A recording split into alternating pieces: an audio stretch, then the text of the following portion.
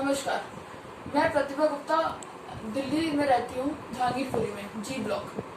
मेरे फादर को 16 की रात को 2 बजे उनको वो 2 मिनट के लिए बेहोश हो गए, तो हम लोग उन्हें फोर्टिस हॉस्पिटल ले गए शालीमार बाग। वहां पर डॉक्टर्स को थोड़ा डाउट हुआ तो उन्होंने कोरोना का टेस्ट करा एंड ही टेस्टेड पॉजिटिव। उसके बाद हमसे बिना पूछे हमारी कोई राय नहीं ली गई। उन्होंने कहा कि सरकार के ऑर्डर है, उन्होंने उनको लोकनायक हॉस्पिटल में शिफ्ट कर दिया, लोकनायक जयप्रकाश हॉस्पिटल। 18 तारीख को शाम को करीब 8-9 बजे 2-3 घंटे के बाद वेट करने के बाद एम्बुलेंस में उन्हें एडमिशन दिया गया। एडमिशन के बाद अगले दिन तक 12 बजे तक उन्हें कोई खाना पानी कुछ भी नहीं दिया गया। अगले दिन 9 बजे उन्हें ब्रेकफास्ट मिला। वो शुगर के और हाइपरटेंशन के मरीज हैं, उनको खाना नहीं मिलता है तो उनका ग्लूकोज लेवल वैसे ही बढ़ जाता है। उसके बाद आप देख लीजिए आज क्या तारीख है, आज 20 तारीख है और आज सुबह 5 बजे उनका फोन आया है कि वो उनको 102 बुखार है और उनसे बिल्कुल उठा भी नहीं जा रहा है। और उन्होंने फिर भी साथ के लोग जो वहां पे बोर्ड में है उनको कहा, नर्सेस को कहा, बट कोई वहां पे रिस्पॉन्ड नहीं कर रहा है। उनको कल बोला गया वहां पर कि उन्हें क्वारंटाइन फैसिलिटी में लेकर जाया जाएगा नरेला, और उन्होंने उसके लिए 9 घंटे वेट करा। सुबह 2 बजे से लेकर रात को 1:30 बजे उनका फोन आया कि अब लेट हो गया है, तो हॉस्पिटल में बोल रहे हैं कि कल लेकर जाएंगे। कभी कुछ कहते हैं, कभी कुछ कहते हैं, हमें मिलने नहीं दे रहे। वहां पर उनकी बिल्कुल केयर नहीं होती। परसों से अभी तक उनको डॉक्टर ने नहीं देखा है। सुबह उनका फोन आया कि मेरे को 102 बुखार है, मुझे कहीं प्राइवेट लेके जाओ प्लीज, हमारी मदद करें।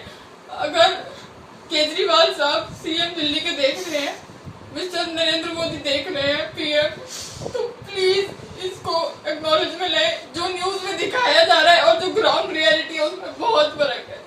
हमने कहा कि हम प्राइवेट में अफोर्ड कर सकते हैं, बट वो बोल रहे हैं कि सरकार की गाइडलाइंस नहीं है। हम घर पे बैठे हैं, हम कुछ नहीं कर सकते। हम सिर्फ इसलिए मैंने अभी ट्विटर का अकाउंट बनाया है, मेरा कोई अकाउंट नहीं था। मैंने अभी सीएम को पीएम को टैग करा और मैं वीडियो शूट कर रही हूँ। प्लीज अगर जितना आप इसको फैलावे उतना फैलाएं, शायद आप किसी की जान बचा लें। उनका फोन आया, उनको हम यही बोलते हैं कि सब कुछ बढ़िया है, आप बिल्कुल सही हो जाएंगे, बट एक रियलिटी होती है और एक पॉजिटिव एटीट्यूड अलग होता है। गेहूं खरीद के पहले दिन ही खट्टर सरकार पूरी तरह से फेल साबित हो गई है। कैथल, गुलाचीका, उचाना, नरवाना, नारनौद, जींद, महेंद्रगढ़, बल्लभगढ़, पूरे प्रदेश की मंडियों में हाहाकार मचा है और किसान खून के आंसू रोने को मजबूर है। कहीं मंडियों में खरीद एजेंसियां ही नहीं, कहीं किसी मंडी के अंदर बारदाना नहीं, कहीं आड़ती हड़ताल पर है, कहीं किसान का नाम ही नहीं, कहीं किसान का नाम है तो 40 क्विंटल की बजाय 4 क्विंटल गेहूं खरीदी जा रही है। पूरी तरह से बद इंतजामी और बदहाली है और खट्टर सरकार पूरी कान के नीचे हाथ रखकर सोए पड़ी है। ये ऐसे ही है कि जब रोम जल रहा था तो नीरो बांसुरी बजा रहा था। खट्टर साहब, आपसे हमारे 5 सवाल हैं। पहला सवाल, क्या ये बद इंतजामी और बदहाली गेहूं खरीद में खट्टर सरकार के पूर्णता फेल होने का जीता जागता सबूत नहीं? दूसरा सवाल, खट्टर सरकार किसान, आड़ती और मजदूर के गठजोड़ को क्यों तोड़ रही है? किसान, आड़ती और मजदूर अगर इकट्ठे होकर गेहूं खरीद में सहयोग नहीं करेगा तो गेहूं की खरीद कैसे होगी? तीसरा सवाल, हरियाणा में जब किसान गेहूं लेकर आता है तो आप उसकी एक सीमित खरीद ही क्यों कर रहे हैं, पूरी गेहूं खरीदने की बजाय?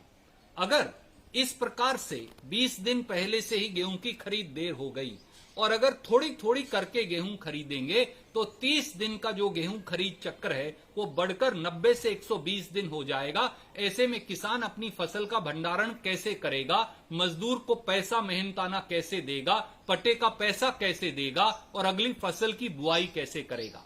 चौथा सवाल, किसान जब गेहूं मंडी में लेकर आता है तो उसका मौके पर ही रजिस्ट्रेशन या पंजीकरण वेब पोर्टल पर क्यों नहीं हो रहा?